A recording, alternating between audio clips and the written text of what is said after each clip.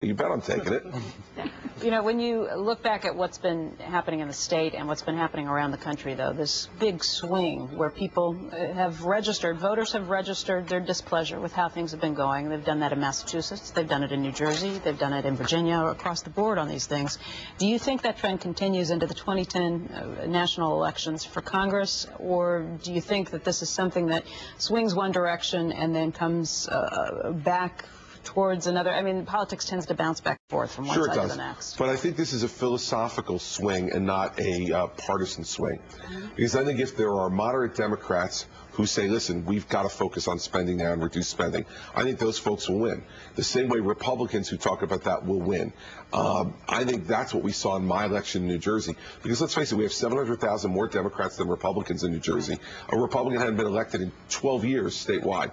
They were listening to the message. They weren't saying all of a sudden now, we didn't see a huge voter swing to register Republican. I don't think it's a partisan issue. I think it's philosophical. People saying someone's got to hold this government to account, and nobody's doing it. Is it an anti-incumbent fever? It's an anti-incumbent fever if that incumbent has a record that says, let's raise taxes, let's spend more money, let's grow government bigger. If the incumbent has that record, it's anti-incumbent. But if you'll see incumbents who will get reelected who have stood on the basis of saying we need to have fiscal discipline. People are saying, I've lost my job, my home's being foreclosed on, and you want more taxes from me? Are you kidding? That's what people are saying. That's the sentiment I feel out there. At the same time, those people who have lost their jobs, above 10% unemployment in New Jersey, you're also talking about people who need more services. I think you're talking about cutting 4.6% of the charitable care for hospitals, too. I mean, at what point does that catch up, too? Well, listen, it does. It does catch up at some point, but in the end, you got to make these decisions because we don't have the money. I mean, I don't like, again, I go back to that's why it's a hard choice. I mean, if it were easy, everybody would have done it already. These things are very difficult, but in the end, you have to decide, are you going to wind up asking people who are working to contribute more of their revenue, put them more behind the 8 ball in this state, and a government that they feel is out of control and has no fiscal discipline? I'm just not going to do it. And the people know I'm not going to do it. So the legislature and everyone else got to get with it. States can't print money, but the federal government can. Is this the time that the federal government should be stepping up on that philosophical debate again to spend more to cover the states who are going to be in a position of not being? Listen, I think there's got to come an end to it, though. Everyone's got to stop spending so much money. The federal government can print money, but we know what the ramifications of that for our economically over the long haul. And so I think, listen, I would love to have more money for the federal government so I wouldn't have to make some of these cuts. But at the end of it, long term, that's not good for my kids and for anybody's children, because this debt is the debt they're going to have to be saddled with. It's not for free.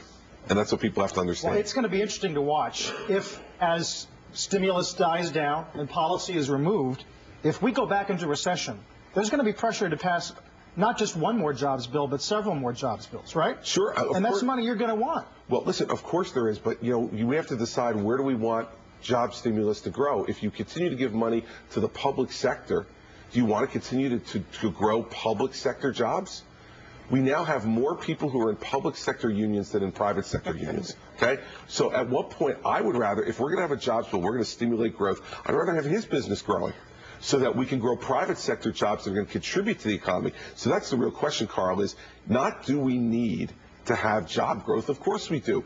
But who do we want growing the jobs? Do you want me growing the jobs, or do you want him growing the jobs? Clarence, what do you need to get help to grow jobs? I think regulatory reform is important. I think the government's role is really to provide the infrastructure for the private sector to work. And that means all kinds of things, but a regulatory framework that makes some sense. And that doesn't mean deregulation. There are places where we need stronger regulation. For example, food safety. And there's a bill pending in Congress that we hope would get passed. As we look at New Jersey, the governor's on top of a lot of these things. But certainly liquor law licenses that don't seem to make sense today for the restaurant business would double the number of restaurants in New Jersey. New Jersey is a terrific state for the restaurant business, but limited by those kinds of laws. As we had mentioned, this is your first national interview since the election, so speak audience in terms of the industries, the private sector industries that you would like to see come to New Jersey and will be the planks of growth for the state. Which industries are you targeting? Obviously, you want everybody, but you only have so much manpower and money to go after a few. Well, listen, we have an enormous pharma industry in New Jersey that we want to continue to sustain and grow because those are great, high-paying private sector jobs. We want to look out in the tech industry and say, come to New Jersey, but we have to do the things from a regulatory perspective, like Clarence said. Right. And that's why one of those first executive orders was to freeze any new regulation by state government for 90 days. And in 60 days from now, we will eliminate a whole raft of regulation. The Lieutenant Governor is leading this charge to say to businesses like Clarence's, listen, we're meeting all over the state with them saying, what regulations could we get rid of that wouldn't injure the public, but make your business more expensive and less easy to do, and let's get rid of them. That's something that costs no money from a budgetary perspective, but helps businesses significantly. So we want to lower those regulatory walls for things like high tech and pharma, manufacturing. I'd like to get more manufacturing jobs back in New Jersey. In my capital, there's a bridge that says Trenton makes, the world takes, right? It's not true anymore. I'd like to bring that back because those are good paying middle class jobs that provide benefits and do things for people that are really good. And obviously, the industry of hospitality that Clarence is in is extraordinarily important when you have a place like Atlantic City and other places in New Jersey that provide, a lot of entertainment for folks, our Jersey Shore, et cetera. What about Xanadu plans, which will mean nothing to people on the other side of the country. Yeah, because you have to drive by and see how ugly it is. What you're saying? So I appointed a commission last week headed by John Hanson, who's one of the leading commercial real estate folks in America, who is leading a group of folks to study the entire Sports Authority and Meadowlands area, including Xanadu, to see if we can get that place, one, looking better, and two, actually open and producing revenue for the state of New Jersey and for the people who made the investment. Next time you come back, will you go indoor skiing with us?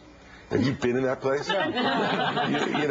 Well, sure. It'll take a while. Want to go indoor skiing? We're ready to go. New Jersey's version of Dubai. Small operator planned with restaurants, entertainment, an indoor ski place. Yeah, an indoor ski place. I've been in there. I've seen the chairlift. I've seen it snowing in there. Oh, that's so, yeah, Carl, you want to come over and take a tour of Xanadu? We can do a little skiing. I got no problem with that. That'd be just limited alpine. It's not that big a slope, Carl, but, probably just my speed. So we're happy to do it.